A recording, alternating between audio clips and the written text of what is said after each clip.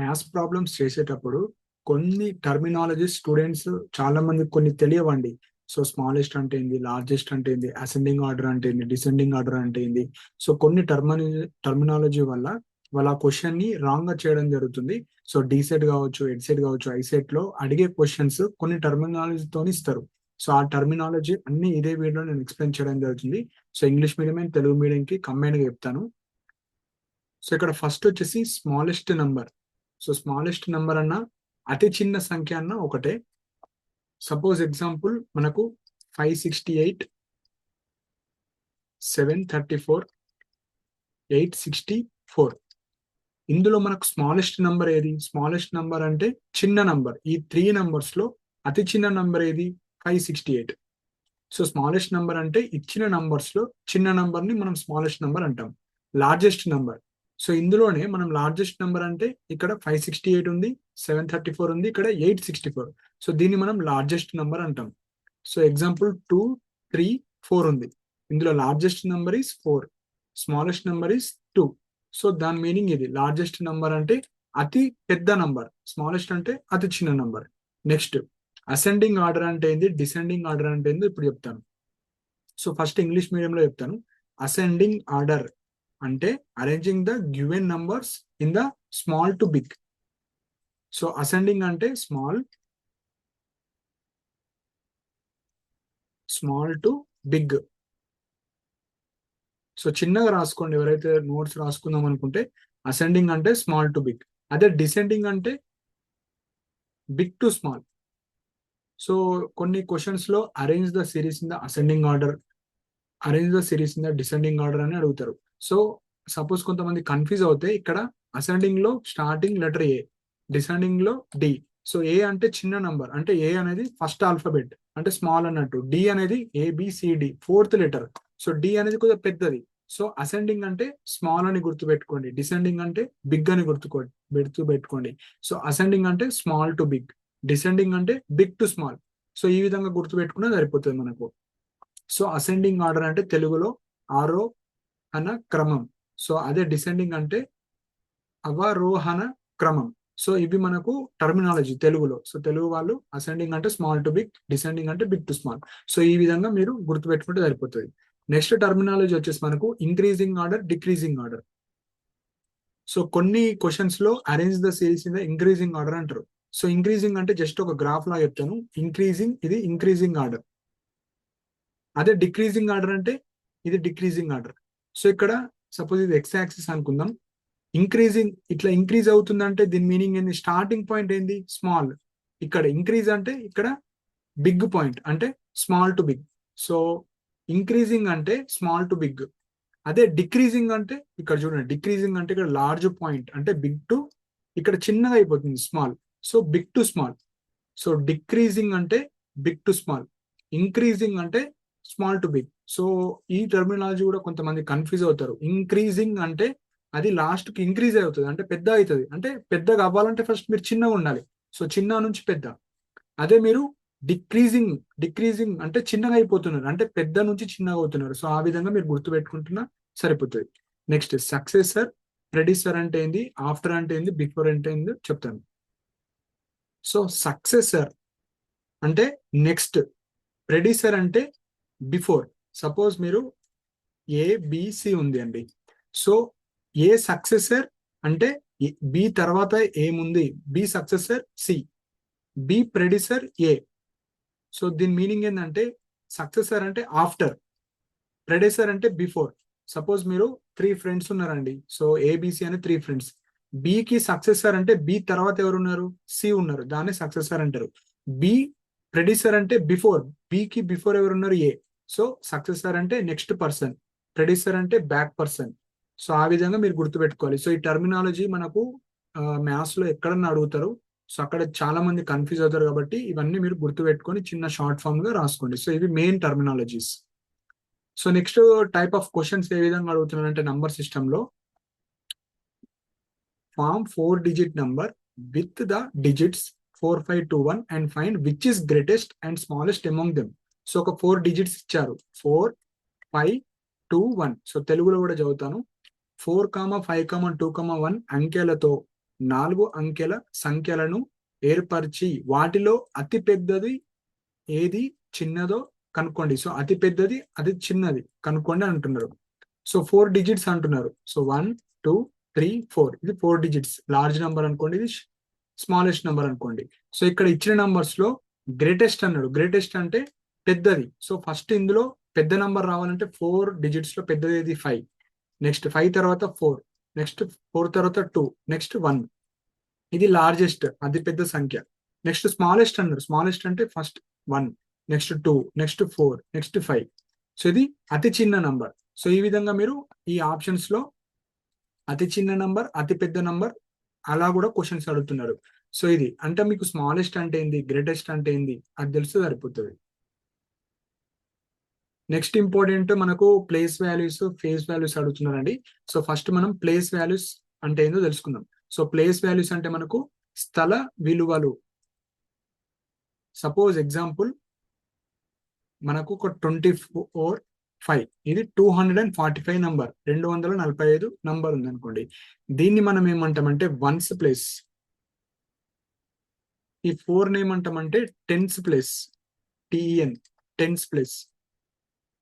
2 ఏమంటామంటే hundreds place. So ఈ number మనకు ఈ ప్లేస్ వాల్యూస్ కావచ్చు, ఎక్స్పాన్షన్ కావచ్చు, ఇది కూడా ఇంపార్టెంటే. సో వీటిని మనం ones, tens, hundreds, thousands, so ఈ విధంగా మనకు స్టార్టింగ్ టు ఎండింగ్ ఈ విధంగా వస్తుంది. సో ఇప్పుడు ప్లేస్ వాల్యూస్ అంటే ఏందో చెప్తాను. సపోజ్ ఒక నంబర్ ఉంది 245. సో ప్లేస్ వాల్యూ ఆఫ్ 5 అంటే 5 into 1 5 answer. Place value of 4 into ఇది tens place, so 10 40. Place value of 2, so 2 అనేది మనకు హండ్రెడ్స్ ప్లేస్ లో ఉంది, సో 200. సో ఇలా కూడా మనకు క్వశ్చన్స్ అయితే అడుగుతారు. సో ఇప్పుడు మనకు లెఫ్ట్ టు రైట్, సో మనకు రైట్ టు లెఫ్ట్ ఈ విధంగా మనకు నంబర్ సిరీస్ అయితే ఉంటుంది. సో ఇది ఏదైతే ఇప్పుడు ones, tens, hundreds, thousands, 10,000, lakhs, 10 lakhs, 1000 crore చెప్పాను, అది రైట్ టు లెఫ్ట్. అంటే ఇక్కడ ones, next tens, next hundreds, next thousands, 10,000s, next lakh, 10 lakh, crore. So ఈ విధంగా మనకు రిప్రజెంటేషన్ చేసుకోవచ్చు. సో ఇప్పుడు ఎగ్జాంపుల్ గా నేను 5 lakhs రాద్దాం అనుకుంటున్నాను. 5 lakhs అంటే 5,000. సో మనకు ఈ కామాస్ కూడా ఇంపార్టెంట్. మనకు డీసెట్ కావచ్చు, ఐసెట్ ఇందులో ఇంపార్టెంట్ కాదు. కాకపోతే ఎవరైతే టీచింగ్ ఫీల్డ్ లో వెళ్దాం అనుకుంటున్నారో, మీకు టెట్ కావచ్చు, డిఎస్సి కావచ్చు, అందులో మనకు కామాస్ అడుగుతారు. అంటే ప్రాపర్ వే ఆఫ్ రిప్రజెంటేషన్. ఇప్పుడు ఎగ్జాంపుల్ మనకు 10,000 ఉంది. సో 10,000 ఇలా రాయాలి. మనం కొంతమంది డైరెక్ట్ 10,000 అని ఇట్లా రాస్తారు, కొంతమంది 100 కామా ఈ విధంగా రాస్తారు. కానీ ఇది కరెక్ట్ రిప్రజెంటేషన్. 10,000s ఉన్నాయి కాబట్టి ఇవి 10,000s అంటాం. ఇక్కడ 5 lakhs ఉన్నాయి కాబట్టి ఈ రిప్రజెంటేషన్ మనం కరెక్ట్ గా నేర్చుకోవాలి. So ones, tens, hundreds, thousands, 10,000s, lakh, 10 lakh, crore. Suppose ఇప్పుడు మనకు క్రోర్ క్రోర్ క్రోర్ వాల్యూ రాయి అంటారు. అంటే 1 crore = ఆన్సర్ అని పెడతారు ఒక్కొక్కసారి. సో అది ఎట్లా తెలుసు. ఫస్ట్ మనకు 1 lakh తెలిస్తే సరిపోతుంది. 1 lakh ఉంది. సో ఇప్పుడు 1 lakh మనకు ఆల్రెడీ తెలుసు. 1 crore అంటే ఎంత, 100 lakhs. సో 100 lakhs కాబట్టి మనము ఒక 2 జీరోలు వేసుకుంటే సరిపోతుంది. ఇది 100, ఇది ఎంత 1 lakh. సో 100 lakhs ని మనము 1 crore గా రాసుకోవచ్చు. సో ఆ విధంగా మనకు 1 crore అంటే ఎంత, 10 lakhs అంటే ఎంత, ల్యాక్ అంటే ఎంత, వన్స్ అంటే ఎంత, టెన్స్. సో అవి వాల్యూస్ కూడా తెలుసుకోవాలి. వీటి మీద కూడా ప్రశ్నలు అడుగుతారు మనకు. సో ఇప్పుడు ఎగ్జాంపుల్ గా మనకు క్వశ్చన్ పేపర్ ఎట్లా అడుగుతారో ఇప్పుడు చెప్తాను. సో మనకు ఇవి place values. So place values స్థల విలువలు. సో ఇప్పుడు face values. So face values అంటే ఏంటో చెప్తాను. సపోజ్ ఒక నంబర్ ఇచ్చారు 468. ఫేస్ వాల్యూ ఆఫ్ 5 ఎంత అడుగుతారు, face value of 4, face value of 6, face value of 8. అంటే ముఖ విలువలు, ముఖ విలువ ఆఫ్ 5, ముఖ విలువ ఆఫ్ 6, ముఖ విలువ ఆఫ్ 8 అని అడుగుతారు. సో ఫేస్ వాల్యూ అడిగినప్పుడు జస్ట్ బ్లైండ్ గా మీరు అదే నంబర్ ఆన్సర్ రాయాలి. సపోజ్ ఫేస్ వాల్యూ ఆఫ్ 4 అడిగారు, 4 ఆన్సర్. ఫేస్ వాల్యూ ఆఫ్ 8 అడిగారు, 8. ఫేస్ వాల్యూ ఆఫ్ 5 అడిగితే 5 జస్ట్ ఇచ్చిన డిజిట్ నే రాసుకోవాలి, దాన్ని ఫేస్ వాల్యూ ముఖ విలువలు అంటారు. అదే ప్లేస్ వాల్యూ అడిగితే ఆ ప్లేస్ లో ఉన్న నంబర్ ఇంటూ దాని యొక్క ప్లేస్ వాల్యూ, అంటే ప్లేస్ ఎంత ఇది ఉన్నారో, సపోజ్ ఇదే క్వశ్చన్ లో ప్లేస్ వాల్యూ ఆఫ్ 5 అడిగితే 5000 అని రాయాలి. అదే place value of 8 into 1 8, place value of 6 into 10 60, place value of 400 4 into 100 400. So place value different, face value different ఉంటుంది. సో ఇక్కడ ఫేస్ వాల్యూస్ అడిగారు కాబట్టి డైరెక్ట్ 6 ఆన్సర్ 3 ఆన్సర్ ఇక్కడ. అదే ప్లేస్ వాల్యూస్ అడిగితే 6 కి 60 ఆన్సర్. ఇక్కడ 3 ఎక్కడ ఉంది, థౌజండ్స్ ప్లేస్ లో ఉంది. So 3 into 1000 3000. So place values face values కూడా మనకు అడుగుతారు. సో ఇప్పుడు చెప్పాను కదా మనకు 10 crore అంటే ఎంత, 100 crores అంటే ఎంత. సో ఈ టర్మినాలజీ కూడా గుర్తు పెట్టుకోవాలండి, కొన్నిసార్లు అడుగుతారు. అంటే అడగడం అంటే డైరెక్ట్ క్వశ్చన్స్ అడగరు, మనకు ప్రాబ్లమ్ సాల్వ్ చేసేటప్పుడు ఇవి మనకు ఉపయోగపడతాయి, సో యూజ్ అవుతాయి ఇవి. సో మనకు 1 million అంటే 10 lakhs.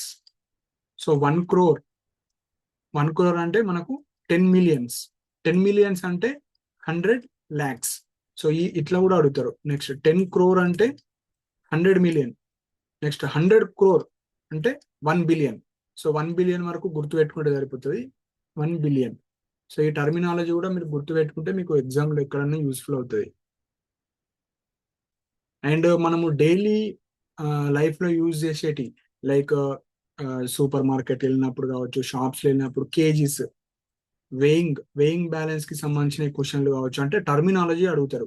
నెక్స్ట్ మనం డిస్టెన్స్ కి సంబంధించిన మీటర్, సెంటీమీటర్, వాటి గురించి కూడా క్వశ్చన్స్ అడుగుతారు. ఎగ్జాంపుల్ గా ఇక్కడ చూస్తున్నారు, 1 centimeter ఈక్వల్ టు మనకు 10 mm. అంటే మనకు స్కేల్ ఉంటుంది కదా, ఆ స్కేల్ మీద 1 centimeter వాల్యూ 10 mm. ఇది ఇంపార్టెంట్. నెక్స్ట్ 1 meter అంటే 100 centimeters. నెక్స్ట్ 1 kilometer, కిలో అంటే 1000 kilometre. So 1 kilometer 1000 meters. Next 1 kg, so KG అంటే 1000 grams. Next 1 liter 1000 ml. So ఈ టర్మినాలజీ గుర్తు పెట్టుకుంటే మీకు ఎగ్జామ్స్ లో అడుగుతారు, అంటే ఫైనల్ ఇందులో కన్వర్ట్ చేయండి. సో ఆ విధంగా సపోజ్ ఇక్కడ 5000 grams ఇచ్చి కన్వర్ట్ ఇట్ ఇంటూ కేజీస్ అడుగుతారు. సో 5 ఇంటూ 1000 grams అంటే 1 kg. So 5 into 1 5 kgs. So ఇట్లా మనకు కొన్ని కన్వర్జన్స్ అడుగుతారు. ఇందులోనే కాదు, ఫిజిక్స్ కావచ్చు, ఇట్లా కొన్ని సబ్జెక్ట్స్ లో మనకి ఇవి యూస్ఫుల్ అవుతాయి. సో ఇవి గుర్తుపెట్టుకుంటే సరిపోతుంది. ఇంకొకటి చాలా మంది కన్ఫ్యూజ్ అవుతారండి. ఇక్కడ చూడండి question, number of zeros and digits. ఇప్పుడు ఏ కామా బిలో మీరు నంబర్ ఆఫ్ జీరోస్ ఎన్ని ఉన్నాయి, నంబర్ ఆఫ్ డిజిట్స్ ఎన్ని ఉన్నాయో రెండు ఒకసారి అడగరు. ఒక్కొక్కసారి జీరోస్ అడుగుతారు, కొన్నిసార్లు డిజిట్స్ అడుగుతారు. ఇక్కడ చూడండి, సున్నాలు మరియు అంకెల సంఖ్య ఏందో కనుక్కోండి అని ఇట్లా ఇస్తారు. సో ఇక్కడ సున్నాలు అడుగుతున్నారా, అంకెలు అడుగుతున్నారా, ప్రాపర్ గా తెలుసుకోవాలి. ఇక్కడ జీరోస్ అడిగినప్పుడు ఆన్సర్ 3, డిజిట్స్ అడిగినప్పుడు 4, ఇక్కడ జీరోస్ అడిగినప్పుడు 4, ఇక్కడ డిజిట్స్ అడిగినప్పుడు 5. సో కొంతమంది కన్ఫ్యూజ్ అవుతారు. డిజిట్స్ అన్నప్పుడు ఏం చేస్తారంటే జీరోస్ క్యాలిక్యులేట్ చేస్తారు, జీరోస్ ఉన్నప్పుడు డిజిట్స్ క్యాలిక్యులేట్ చేస్తారు. అంటే ఇది సింపులే, కాకపోతే ఫాస్ట్ గా చేసే ప్రాసెస్ లో వాళ్ళు కన్ఫ్యూజ్ అవుతారు. సో ఇక్కడ డిజిట్స్ 4 ఉన్నాయి కానీ జీరోస్ 3 ఉన్నాయి, ఇక్కడ డిజిట్స్ 5 ఉన్నాయి కానీ జీరోస్ 4 మాత్రమే ఉన్నాయి. సో అంకెలు అండ్ సున్నాలు క్యాలిక్యులేట్ ఎట్లా చేయాలో సింపుల్ గా. అండ్ ఇంకొకటి వచ్చేసి మనకు right 5000 in the powers of 10. 5000 ను 10 ఘాతాలలో రాయండి. సో పవర్స్ ఆఫ్ 10 గా రాసుకోవాలి. సో ఇక్కడ 5000 ఉంది. ఇది కూడా కన్వర్షన్స్, కొన్నిసార్లు ఫైనల్ ఆన్సర్స్ 10 పవర్స్ లో రాయండి, 100 పవర్స్ లో రాయండి, ఈ విధంగా అడుగుతారు. సో ఇక్కడ 5 ఇంటూ 1000 రాసుకోవచ్చు అదిని. సో 5 ఇంటూ 1000 నేను 10 power 3 రాసుకుంటాను. సో ఇక్కడ అడిగిన క్వశ్చన్ ఏంది, 5000 ని పవర్స్ ఆఫ్ 10 లో రాసుకున్నాడు. సో పవర్స్ ఆఫ్ 10 లో రాశాను కదా, 5 ఇంటూ 10 power 3. సో సింపుల్ గా ఈ విధంగా ఉంటది. సపోజ్ ఇప్పుడు నేను 5.46 ఇచ్చాను, దీంట్లో కూడా ఎలా రాసుకోవచ్చు, 546/100 ఇట్లా కూడా రాసుకోవచ్చు. అదే ఇప్పుడు నేను 0.2 ఉంది, సో దీన్ని ఎలా రాసుకోవచ్చు, 2 ఇంటూ 10 power -1 ఇట్లా కూడా రాసుకోవచ్చు. సో 0.2ని నేను 2/10 రాసుకుంటాను. సో ఇక్కడ 10 power 1 కాబట్టి పైకి పోతే 2 into 10 power -1, 2 into 10 power -1. So ఇలా కూడా చిన్న చిన్న కన్వర్జన్సే మీకు తెలిసి ఉంటే సరిపోతుంది. సో లాస్ట్ ఇంకొకటి మెయిన్ పాయింట్ వచ్చేసి ఈ minus into minus plus into plus కూడా కన్ఫ్యూజ్ అవుతారు. సో వాటిని ఎక్స్ప్లెయిన్ చేస్తాను. సో నెగటివ్ అంటే సో నెగటివ్ నంబర్స్ ఇలా రిప్రజెంట్ చేస్తారు, పాజిటివ్ నెంబర్స్ ఇలా. సో నెగటివ్ నెంబర్స్ అంటే ఎగ్జాంపుల్ -2, -3. సో పాజిటివ్ నెంబర్స్ అంటే 5, 6. సో ఇవి ఎగ్జాంపుల్ చెప్తున్నాను. సో ఇప్పుడు ఈ టర్మినాలజీ కూడా ఎగ్జామ్స్ లో యూజ్ అవుతాయి. సో మైనస్ ఇంటూ మైనస్ దీని వాల్యూ ఏమవుతుందంటే ప్లస్ అవుతుంది వచ్చే ఆన్సర్. అదే minus into plus minus, plus into plus plus, plus into minus minus. So ఒకటి గుర్తు పెట్టుకోండి బ్లైండ్ గా, ఎప్పుడైతే ఈక్వల్ సింబల్స్ ఉంటాయో అవి పక్కా ప్లస్. ఇక్కడ డిఫరెంట్ సింబల్స్ ఉంటే మైనస్, ఈక్వల్ సింబల్స్ ఉంటే ప్లస్, డిఫరెంట్ సింబల్స్ ఉంటే మైనస్. సో ఇలానా గుర్తు పెట్టుకోండి, లేకపోతే జస్ట్ నార్మల్ గా గుర్తు పెట్టుకోండి.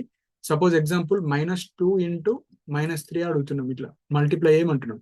సో నేనేమన్నా మైనస్ ఇంటూ మైనస్ ప్లస్ అవుతుంది. సో 2 3 6 అంటే +6 ఆన్సర్. ఇదే -2 ఇంటూ 3 అనుకోండి, -6 ఆన్సర్. అదే 2 ఇంటూ -3 అనుకోండి, -6. అదే సపోజ్ ఇక్కడ ప్లస్ ఇంటూ ప్లస్ అంటే 2 ఇంటూ 3 +6. సో జస్ట్ ఇలా ఇవి కూడా ఒక్కొక్కసారి మిస్టేక్స్ చేస్తారు students. So minus into minus ఇక్కడ plus, minus into plus minus, plus into minus minus, plus into plus plus. So ఈ విధంగా కూడా ఇవి గుర్తు పెట్టుకోవాలి మీరు.